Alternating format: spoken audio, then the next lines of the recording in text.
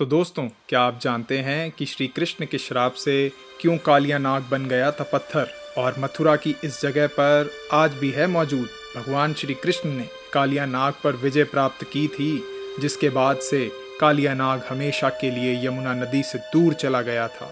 लेकिन श्री कृष्ण के श्राप से कालिया नाग क्यों बन गया था पत्थर, जो आज भी मथुरा से लगभग 6 किलोमीटर दूर जैत गांव में मौजूद है? ऐसे सभी प्रश्नों के उत्तर आज हम आपको इस लेख के माध्यम से देंगे। हिंदू धर्म से संबंध रखने वाले लगभग सभी श्री कृष्ण की लीलाओं के बारे में तो जानते ही हैं। उनकी लीलाएं इतनी विशाल हैं कि उन्होंने माँ यशोदा को अपने मुख में पूरे ब्रह्मांड के दर्शन करवा दिए थे। हिंदू ग्रंथों में श्री कृष्ण से जुड़ी कई कहानियों का वर्णन किया जाता है। द्वापर युग में होने वाले महाभारत युद्ध में भी कान्हा ने अहम भूमिका निभाई थी। तो दोस्तों, आप ये जानकर हैरान हो जाएंगे कि कालिया नाग आज भी मथुरा के जैत गांव में पत्थर के रूप में कैसे सजीव हैं। तो दोस्तों, वीडियो शुरू करने से पहले आप सभी से अनुरोध है कि आप वीडियो को पूरा देखें और कमेंट में जय श्री कृष्ण जरूर लिखें।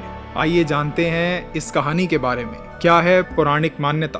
पौराणिक मान्यता के मुताबिक श्री कृष्ण की यह लीला उनके बाल कय से जुड़ी है। बात तब की है जब श्री कृष्ण गोकुल में रहा करते थे। कालिया नाम का नाग पक्षीराज गरुड़ से दुश्मनी होने के कारण गोकुल के पास बहने वाली यमुना नदी में आकर रहने लगा था।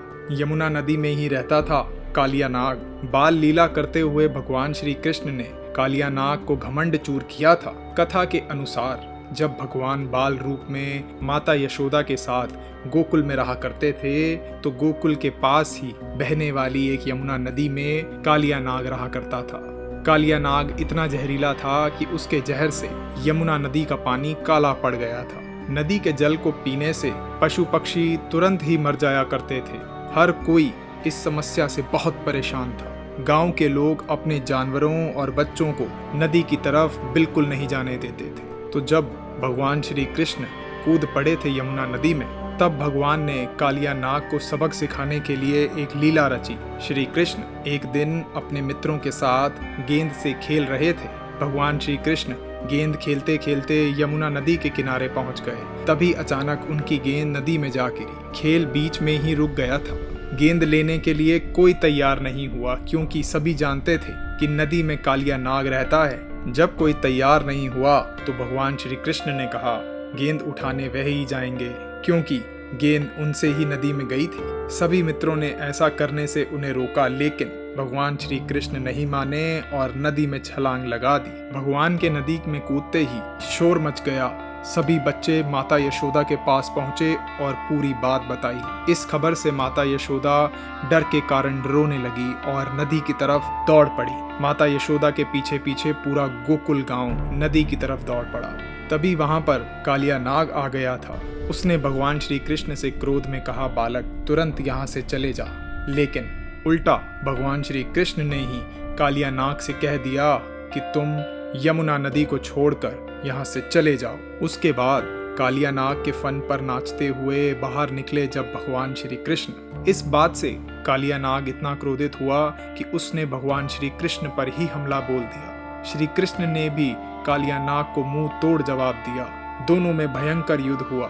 नदी में ऊंची ऊंची लहरें उठने लगी। माता यशोदा और गोकुलवासी घबराने लगे। कालिया नाग ने श्री कृष्ण पर भयंकर विष से हमला भी किया, लेकिन भगवान पर इसका कोई असर ना हुआ। भगवान कालिया नाग के फन पर खड़े हो गए। तब वह समझ गया कि ये कोई मामूली बालक नहीं है। अंत में युद्ध के बाद कालिया नाग ने श्री कृष्ण जी से माफी मांगी और कान्हा ने कालिया नाग को माफ भी किया, परंतु उसे यमुना नदी छोड़कर दूर चले जाने को कहा और चेतावनी दी कि अगर तुमने पीछे मुड़कर देखा तो तुम पत्थर के हो जाओगे। तो कथाओं में कुछ ऐसा वर्णन किया गया है कि जैसे ही नाग वृंदावन से लगभग 6 किलोमीटर दूर जैत गांव के पास पहुंचा था और भगवान श्री कृष्ण के चेतावनी देने के बावजूद भी कालिया नाग ने पीछे मुड़कर देखा था, जिस कारण वह पत्थर का हो गया था। तो दोस्तों, उम्मीद करता हूँ आप भी जान गए होंगे कि कालिया नाग के पत्थर का बनने के पीछे क्या कारण रहा, और यह श्री कृष्ण की ही एक ये लीला थी। जय श्री कृष्ण। Thank you. तो दोस्तों आशा करता हूँ कि ये वीडियो आपको पसंद आया होगा, तो इसे ज़्यादा से ज़्यादा शेयर करिए। अगर आप नए हैं इस चैनल पे तो सब्सक्राइब एंड लाइक करना बिल्कुल भी मत भूलिएगा दोस्तों। तो दोस्तों मैं ऐसे ही और वीडियोस आपके लिए लाता रहूँगा। आपका अपना दुनिया का खबरी। जय हिंद, वंदे मातरम।